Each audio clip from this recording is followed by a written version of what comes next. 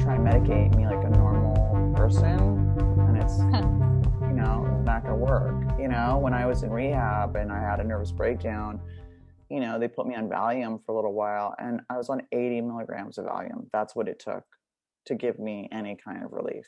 I mean, that's how high my drug tolerance is from 15 years of epilepsy meds. So he listened to my sponsor and then just said, well, that's great, and I'm going to do what I'm going to do.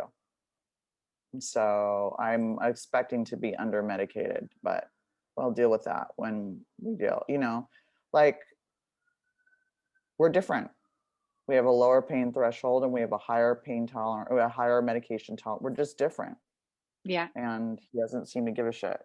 He's, Yeah. surgeons have God complexes. They're like, he's like listening, and then he was like respectful, and then he was like disinterested and just sort of like, well, I'm going to do what I do. It's like, okay. He goes, it's not a very painful surgery. It's like, okay. Yeah, I'm being put under too. So they were asking me for an advanced directive and stuff like that, which was like terrifying.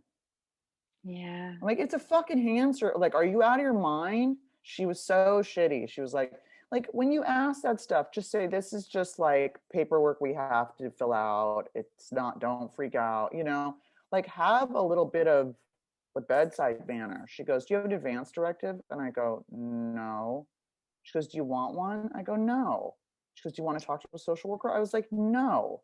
And she goes, who will make decisions for you if you can't make decisions for yourself? I was like, bitch, I can barely make decisions for myself now. I was like, I go, you mean if you guys make me into a fucking potato? Is that what you're talking about? Anyway, I am waking, just have anxiety. So the colonel was throwing up. And it lasted about 4 days. And I just got a gut feeling that it wasn't a hairball. I was like, he never throws up. And finally, I took him to the ER, and they were like, well, we'll just give him an anti-nausea shot and like send him on his way. And I said, I want you to do like a full panel. There's something wrong. And they did an ultrasound, and they found a mass on his kidney. And she and the radiologist were convinced it was cancer.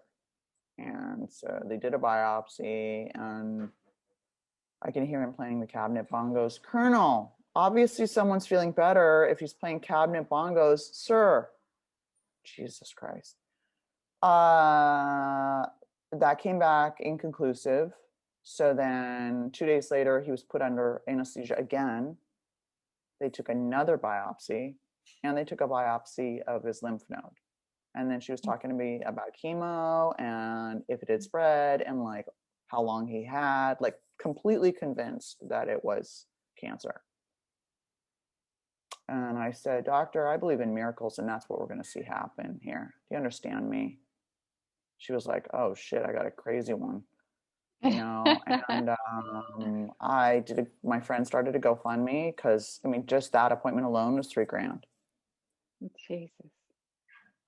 And that week waiting to see if it was cancer I just lost my mind.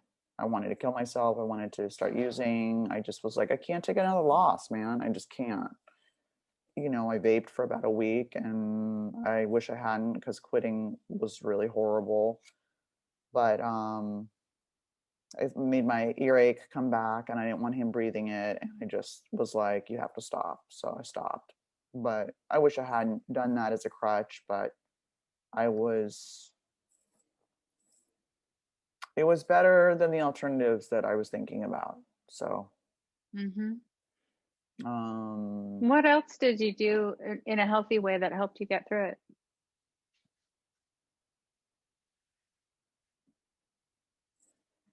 just really reached out to a lot of people. And a lot of people reached out to me, and I didn't know I was so loved, and the colonel was so loved, and people donated and helped me cover his care. And it was the community that kept me afloat, really. People praying for him, and they were just like, you've given us so much, it's our turn to give back to you. And was really moving. And I think for the recovery community, who in general have problems with relationships, that like our fur babies are really important to us, and like they're kind of emotional support animals for a lot of people, and a lot of people who don't have children like myself. And it's like an unconditional pure love that, you know, you don't get from anything else. So she called back a week and plus later, and I just kept manifesting and praying and pretended the phone call, like where she called and said, "Oh, I was wrong," and like I was like I bartered with God. I said, "I'll never be with anybody. I'll be of service. I'll do whatever you want. Please just let me have my cat. I'll never have sex again. Like whatever you want." Like, and she called and she said, "I was wrong. I made a mistake." And I said, "Uh-huh." I start crying. And she said, "I'm happy to be wrong." So I know someone that actually was banned from VCA because she told them that she was a witch, and they banned her. She got a letter from their lawyers banning. So it's just interesting. You got to see how powerful your relationships are with your community and Yeah, with the that was kernel. that was amazing. I mean, Yeah. that was fucking amazing. I mean, to be honest, like relationships and so, like that's the last thing on my fucking mind right now. Like there's this, you know, there's people interested in me, and it's not even on my radar at all, at all. People are like, "That's your," you know, and I'm having surgery on Friday on my hand, and I'll be in a splint for a month in a sling, and that's my dominant hand, and I'm fucked. And people are like, "That's your masturbation hand." I'm like, "Girl, like that's happened for any, like, I don't, I'm worried about giving Colonel his medication with one fucking hand. That's what I'm worried about." And the What's copay. standing, right. What's standing out to me though in all of this is, you know, relationships, it's more than just dating, right? And sex or marriage, right? Your relationship right now with yourself, your relationship with your body, your relationship with the kernel, your relationship with the community, your relationship with your higher power. All of these are the Yeah, that I relationships, got really right? connected to that. That was like prey central, you know, like people were babysitting me. They were really scared. I was really starting to go off the rails.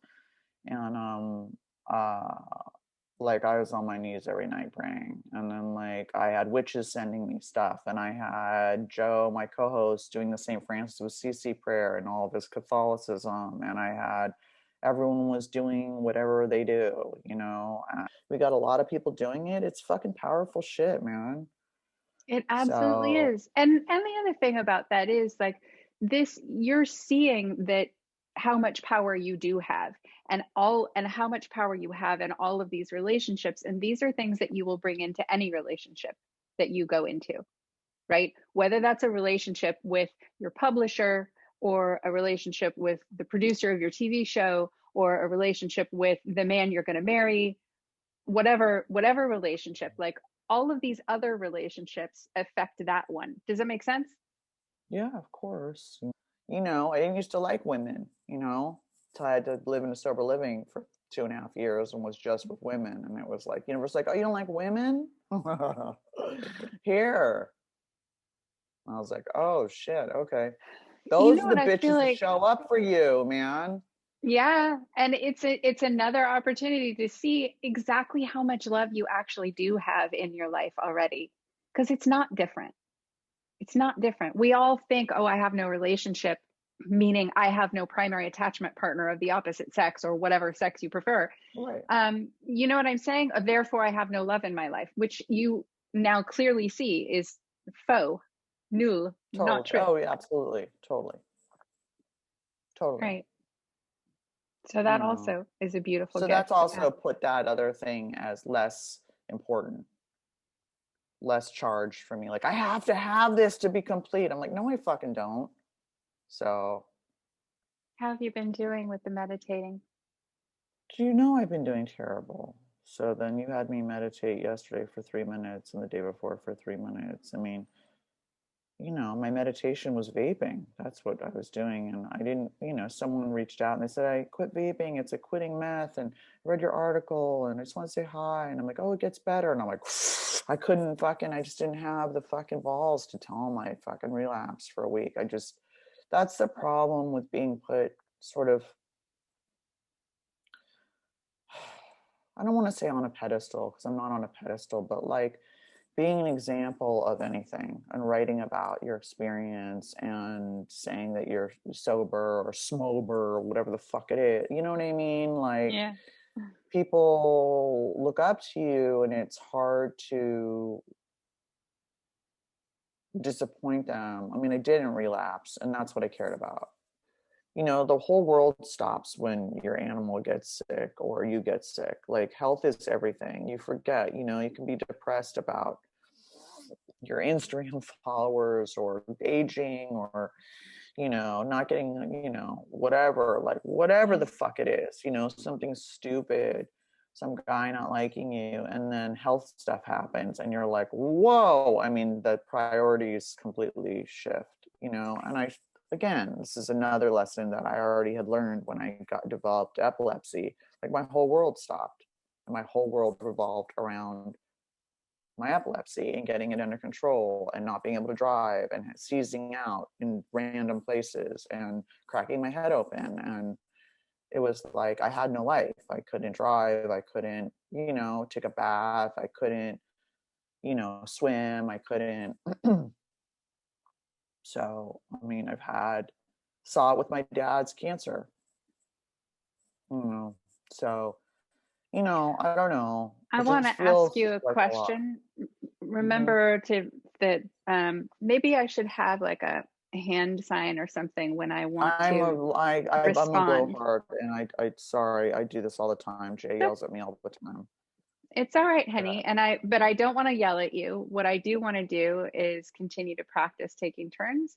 So would it be helpful if we had some kind of a signal, like a silent signal, like Sure, I can go like this, or I can go like this, or I sure. can go what works for you? Because I also don't want to Whatever you want to do do, something just that you find yeah. triggering. No, I don't Okay. find any of it triggering. I know this is a problem that when I'm upset, I sort of monologue. So Yeah. And it's good to get it out and it's good to vent. And it's okay for you to be upset. It's okay for you to be exactly how you are. Yeah. Um, and this is something that we're working on.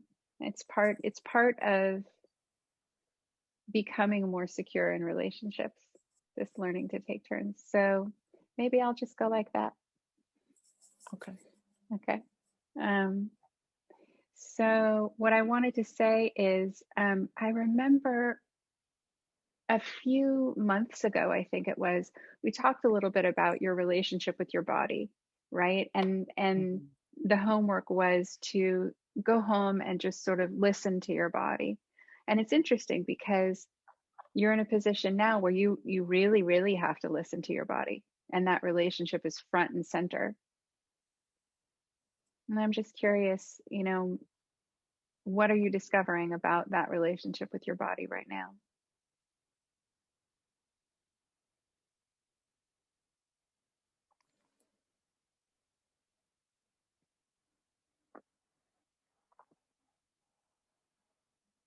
I don't know. I'm terrified of surgery. I don't know what to tell you. I'm like really scared. I don't. I think this is the first surgery I've had in any of my sobrieties. I'm not so scared about the meds after. I'm just more scared of being hindered and dependent for like an entire month. I'm scared it won't work, you know. Um, I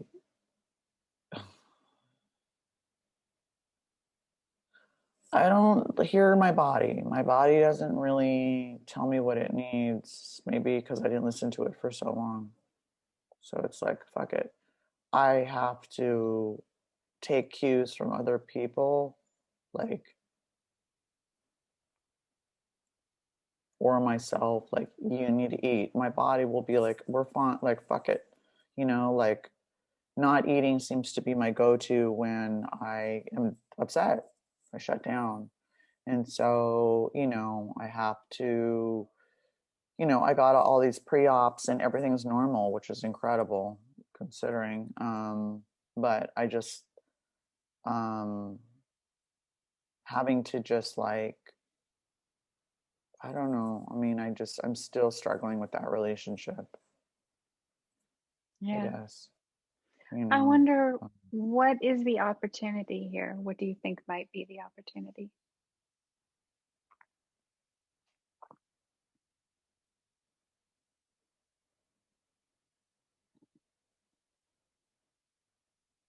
I mean, I'm gonna,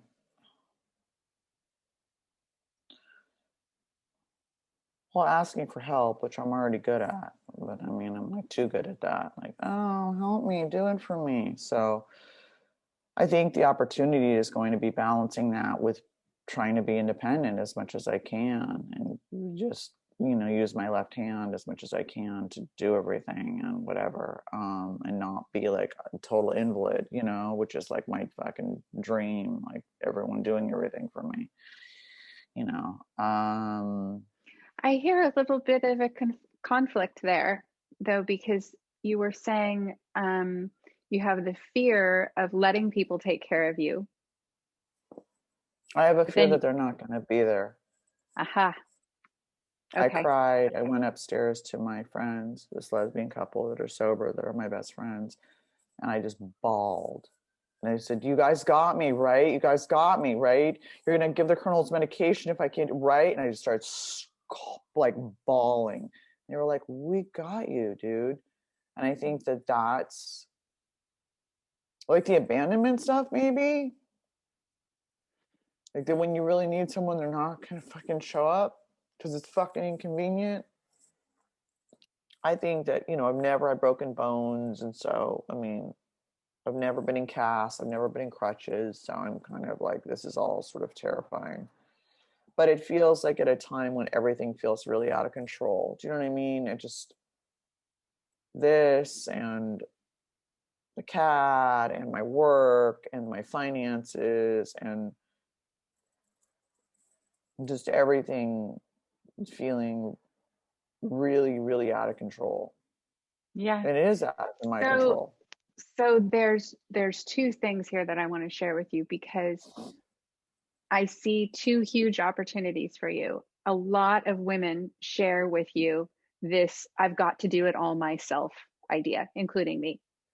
I've got to do it all myself because I can't trust anybody else to come in and take care of me and do it for me. And also the fear of the loss of control. Not even the loss of control, but the fear of the loss of control, right? Right. So there's two things that it'll be what it is, right? And as a woman who, I don't know how much you know about my story, as a woman who has been in a coma and recovered and has been Oh. paralyzed and recovered, I've been there, Oh, okay. You're like, right? shut the fuck up. You're having hand surgery? Shut the fuck up. You're having your tendon sheath opened? Oh, poor you. I was in a coma, bitch. It's a scary thing. And, you know, and there is this sort of, for me anyway, I was in a car accident where I was paralyzed from here down. Oh, God. And I'm there in the car. It's just happened. My boyfriend who was driving the car says, "I'm going to go for help." And I say, "Okay." So he's leaving and I have to sit there alone and I don't know what's Oh, going to happen. I'm completely alone. I have no idea what's going to happen next. And I felt closer to my higher power than I ever have before or since. I'm getting chills right now. Like, God was right there with me, whatever God is.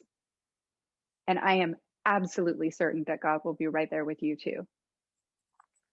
And you will have the opportunity to feel that.